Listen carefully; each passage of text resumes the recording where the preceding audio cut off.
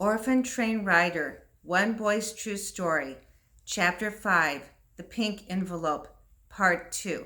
I will begin on page 30. Even with so much to think about, Lee liked his first train ride. He was excited by the way the train swayed along, the wheels making a wonderful click-clacking noise on the tracks. Fields and small towns seemed to rush by. Lee had never had such a sense of freedom.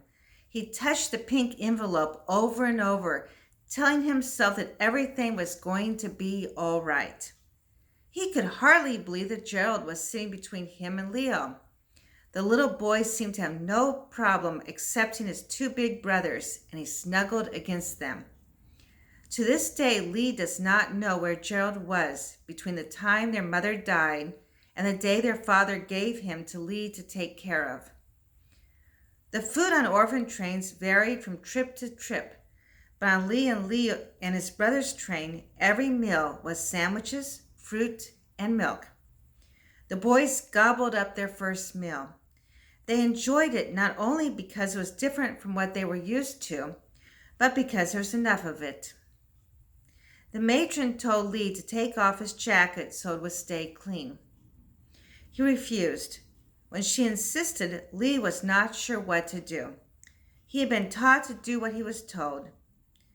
Finally, he explained to her about the pink envelope and said he wanted to keep it next to him in his jacket's inner pocket. To his relief, the matron left him alone.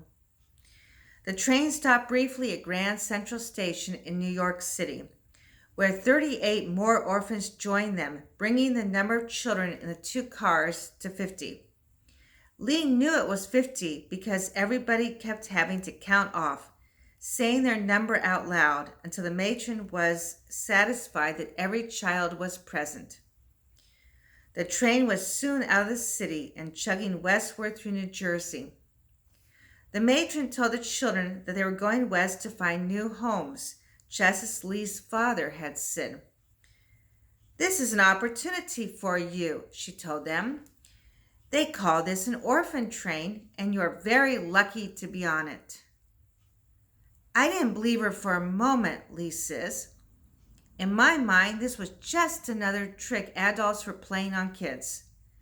How could taking us away from the only things we'd ever known be an opportunity?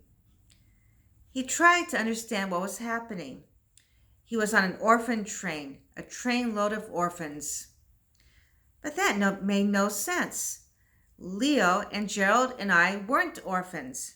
We had a family, and I had a pink envelope to prove it. We didn't belong on any so-called orphan train. I was going to show them all. Somehow, some way, no matter where the train ended up, I'd get us back. As soon as it was dark that first evening, the children began to get ready for bed. Lee helped Leo and Gerald stretch out on the seat and then carefully took off his jacket and laid it next to him. The pink envelope peeked out of the pocket just enough so he could see it. He felt hopeful, a feeling he had almost forgotten. Their father had not abandoned them after all. He had come to the train. He had hugged them and wanted Lee to write to them. Lee thought about how surprised his father would be when the boy showed up at his doorstep. It would be wonderful. I went to sleep with a smile on my face, happy for the first time since my mother had died, Lee says.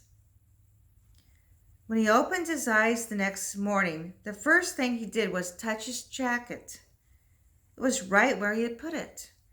Then he reached into the pocket to touch the pink envelope. It was gone. I still remember the panic I felt, Lee says. I pushed on Leo, making him wake up. We both began a frantic search all around the seats and on the floor. Nothing. I went through my jacket again, felt in the cracks between the seats and under the window, but there's no envelope. Then he saw the matron standing over him. She sternly asked him what he was looking for. Lee begged her to help him find the envelope. She told him to sit down. When he started to protest, she said it louder. Lee sat. Where you're going, you won't be needing that envelope, the matron said firmly. You must forget about it. The truth struck me with a blinding force, Lee remembers. She had taken the envelope and there was nothing I could do about it. Absolutely nothing except hate her. It was a bitter moment for him. That pink envelope had given me back some hope. I can't explain how defeated I felt with it gone. It just took the life out of me.